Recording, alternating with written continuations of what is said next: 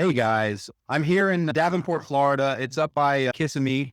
Oh, just taking off lock boxes for this house. It's going to close Friday. It got me thinking about the market right now. As a realtor who does bank owned properties, I have to do a lot of reports. So, zip codes, areas, what the market's doing, because I got to let the banks know what's going on in their area where they own these assets. Today, let's talk about negative equity. What's negative equity? It means your house is worth less than your outstanding mortgage balance. We call that being underwater. I got my hands on some new data and it's getting interesting. Remember when the pandemic housing boom fizzled out back in the summer of 2022? Since then, some of those overheated parts of the country, especially out west, southwest, and here in the southeast, have seen home prices drop from their peak. Punta Gorda, Florida, prices fell 18.6% from the peak. In Austin, Texas, a 23.0% drop. The big question is, how many folks are actually underwater right now?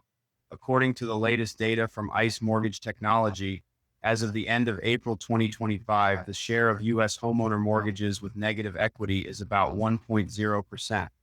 Now, 1.0% doesn't sound like a lot, and it's not, especially when you compare it to September 2009, during the big crash when 23.0% of mortgages were underwater. So nationally, we're not in crisis territory. So why isn't the national number scarier? A few reasons. First, on a national level, home prices are still pretty close to their all-time highs. Second, a ton of homeowners locked in those crazy low mortgage rates like 2% to 3% during the pandemic. With rates that low, more of their monthly payment went to the principal right from the start. So they've been paying down their balances faster. And third, even in the hardest hit markets like Austin, only a small number of people actually bought at the absolute peak in spring 2022. While the national average is just 1.0%, there are pockets, especially in Florida and Texas, where that number is creeping closer to 5.0% and sometimes even crossing it. I've got a list of the top 15 metros with the highest share of underwater mortgages. Number one is Cape Coral, Florida. 7.8% of mortgages are underwater. Then you got Lakeland, Florida at 4.4%. The list goes on with Northport, Jacksonville, Palm Bay, Deltona, Tampa, all in Florida. And for Texas, you've got San Antonio, Dallas on there too. See what's happening? Florida and Texas are the hot spots. But even with Cape Coral at 7.8%, that's still nowhere near the levels we saw back in 2009. Back then, an incredible 45% of mortgage borrowers in Florida were underwater. Things are tough in some spots, but it's not the same world.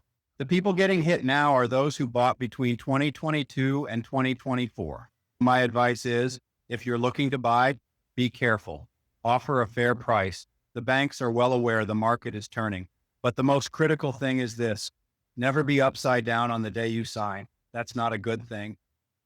The market is changing quick. I told everybody a year ago. They're starting to believe me now. If you're in the market, be smart, be careful, and don't be afraid to make an offer that makes sense. Call me and I can tell you more. You can also search my site at www.flhomesandtreasurecoast.com for everything in Florida and get an idea of what's happening in your zip code. Please hit the like button or subscribe to my YouTube channel to help promote HomeSaver.